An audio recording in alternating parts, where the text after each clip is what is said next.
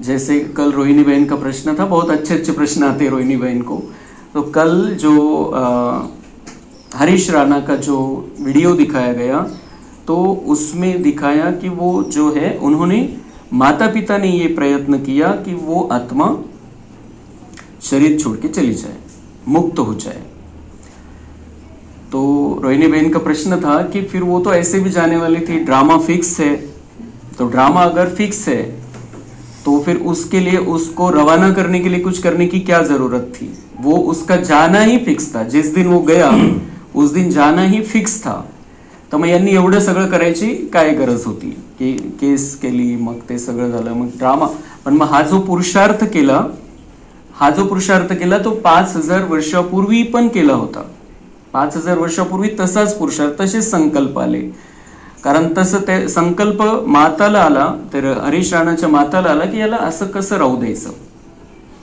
13 वर्ष त्याची ती स्थिती, म्हणजे 10 वर्षानंतर तो संकल्प आला की असं कसं राहू द्यायचं, म्हणजे नुसतंच पडू नये, त्याचं काही होतच नाहीये, त्याला त्रास किती आहे, नळ्या लावलेल्या आहे सगळ्या, तर मग याला असं कसं पडू द्यायचं। आता तो त्यांना जर तो संकल्प नाहीच आला तर तसंच राहिलं असतं ते। पण त्यांना 5000 वर्षापूर्वी तोच सीन होता त्यांच्या समोर, 5000 वर्षापूर्वी तोच सीन होता की तो असाच आहे, अशी स्थिती आहे, मग याला किती दिवस असं आपण तसं ठेवायचं। तर 5000 वर्षापूर्वी जो संकल्प आला तोच संकल्प आता पण आला, तो संकल्पाला मग त्यांची ती पुढची प्रोसेस सुरू झाली। मग प्रधानमंत्रीला सांगायचं, यांना सांगायचं, त्यांना मग केस, त्यांना रस्ता मिळाला की आपण केस करू शकतो आणि म्हणजे एक मागणी मागू शकतो की यांना आम्हाला मुक्त करायचंय, मारून टाकायचं नाही, मुक्त करायचंय, की ती आत्मा गेली पाहिजे, म्हणजे आम्ही जी त्याची ट्रीटमेंट करतोय ती बंद करायची, आम्हाला परमिशन द्या। म्हणजे एक प्रोसिजर, एक कोणाला जर तसं करायचं असलं तर काही केस करायची गरज नाही, तो ते त्यांचं बंद करून टाकू शकता, जाईल त्याचा, तो त्याच्या हालवर न सोडता सन्मानासहित त्या आत्म्याला पाठवलं गेलं। तो ये बहुत सुंदर पुरुषार्थ था, वो तो फिक्स था कि उसका वो समय स्थान, जो एम्स हॉस्पिटल में उसने शरीर छोड़ा, वो स्थान, समय, वो दिन बिल्कुल फिक्स था, उसी दिन उसको जाना था। लेकिन उसमें ये पुरुषार्थ का रोल था उसके जाने में, कि ये सब कुछ होगा और फिर वो जाएगा। यही ड्रामा का सीन था, यही ड्रामा का पार्ट था। हर एक का ज्यांनी ज्यांनी त्याच्यामध्ये पार्ट बजावला, ज्या जजनी ती परमिशन दिली, ज्या डॉक्टरनी हे सांगितलं की आता हा कोमामधून बाहेर येणार नाही, किती काही झालं, किती प्रयत्न केले, तर आता सगळे प्रयत्न करून झालेले, आता हा कोमातून बाहेर येणार नाही, तर याला जाऊ द्यायला काही हरकत नाहीये। जर हा तसं शरीर सोडणार असेल आत्माचं, तर याच्यामध्ये किती गोष्टी झाल्या सिद्ध, की सगळ्यांनी मान्य केलं की वो शरीर नहीं है, आत्मा है, आत्मा को जाना है, त्याला जायची परमिशन द्या। म्हणजे कोणाला जायची परमिशन देताय? आत्म्याला जायची परमिशन देताय। आत्मा अलग है, शरीर अलग है। फिर वो उसके आधार से ये हुआ कि सबको ये संदेश पहुंच गया कि ये ब्रह्मा कुमारी से जुड़े हुए थे, इसलिए इतना ऐसा निर्णय ले सके, इसके लिए वो आगे बढ़े। उन्होंने घर में कुछ नहीं कर दिया, 13 साल तक पूरी सेवा की, बहुत अच्छी रीति से उनको जो भी जरूरत था वो किया, माता पिता ने, उसके छोटे भाई ने, सब कुछ जो करना जरूरी था वो सब किया। ब्रह्मा कुमारी से जुड़े हैं, तो इसमें कितना सुंदर ये सिखाया जाता है। फिर वो ऐसे ही ट्रीटमेंट करना बंद कर सकते थे, लेकिन फिर भी वो केस लेके गए सामने।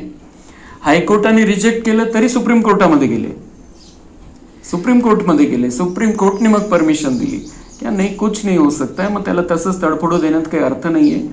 आणि ती आत्मा मग किती चांगल्या प्रकारे सगळ्या भारतवासियांच्या दुवा त्याला मिळाल्या। ती आत्मा अशीच नाही गेली, कितने सन्मान से, तसंच गेला असता, तसंच पडू दिलं असतं, त्याच टायमिंगला तो गेला असता, त्याच्या टायमिंगवरती, तर हे सगळे सीन झालेच नसते।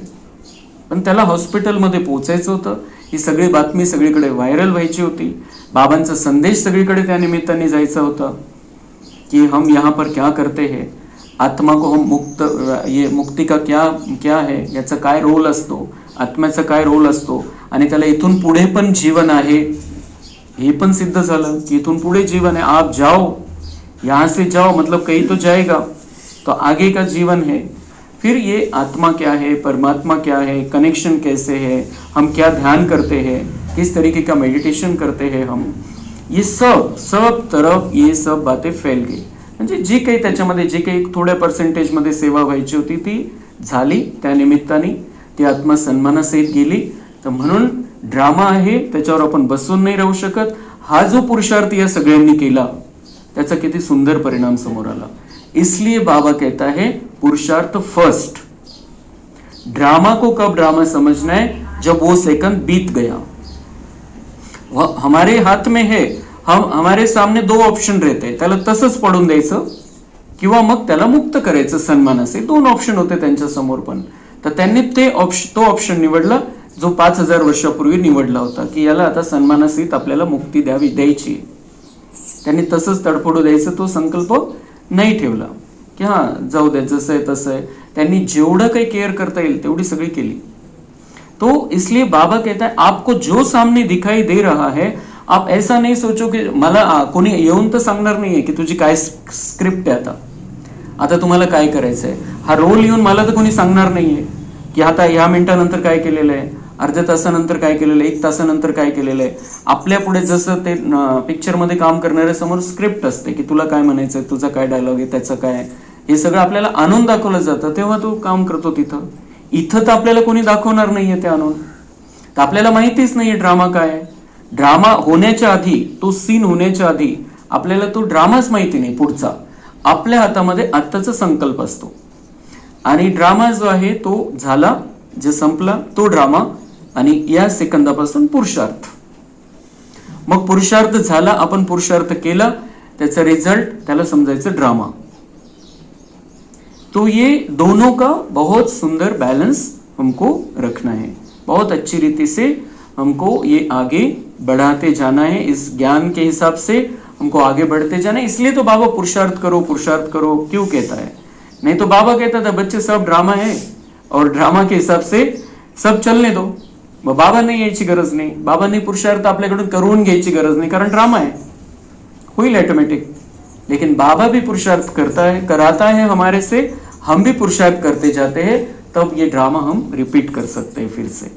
इसलिए पुरुषार्थ बहुत बहुत बहुत महत्वपूर्ण है.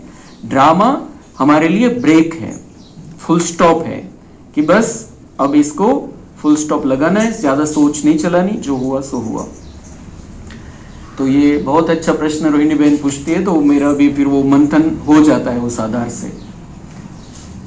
तो हमें बहुत अच्छी रीति से ये बात समझ लेनी है. अभी ड्रामा और पुरुषार्थ दोनों का बैलेंस सदा बुद्धि में रखना है. अच्छा, मीठे मीठे सिक्के लधे बच्चों